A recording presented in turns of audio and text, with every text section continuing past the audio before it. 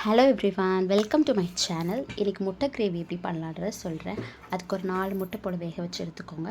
கொஞ்சம் ஒரு உருளைக்கிழங்கு குக்கரில் ஒரு 4 விசில் போல் வேக வச்சு எடுத்துக்கோங்க.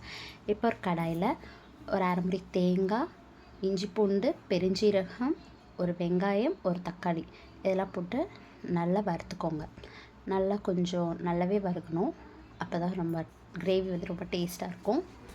இதை நல்லா வறுத்து வர டைமில் ஒரு 2 கரண்டி போல் மிளகாத்தூள், 2 கரண்டி போல் தனியாத்தூள் இதெல்லாம் போட்டு நல்லா வதக்கி எடுத்துக்கோங்க. எல்லாம் நல்லா வதங்கி வந்ததுக்கப்புறம் இதை ஒரு தனியாக எடுத்து ஆற வச்சு மிக்ஸி ஜாரில் வந்து அரைச்சி ஃபைன் பேஸ்ட்டாக அரைச்சி எடுத்துக்கோங்க.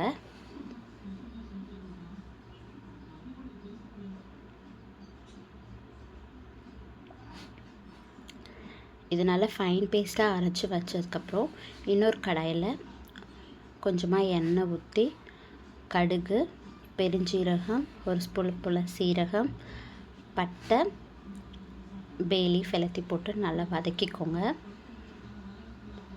நல்லா வதங்கி வந்ததுக்கப்புறமா 2 வெங்காயம் போட்டு நல்லா வதக்கிக்கோங்க. அதுக்கு தேவையான அளவு உப்பு அதையும் போட்டு நல்லா வதக்கிக்கோங்க.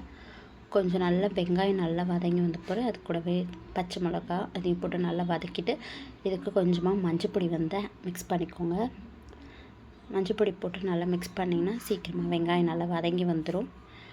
வெங்காயம் எல்லாம் நல்லா அந்த மாதிரி கலர் சேஞ்ச் ஆனதுக்கப்புறம் நம்ம வந்து வெட்டி வச்ச 2 தக்காளி அதையும் போட்டு நல்லா வதக்கிக்கோங்க.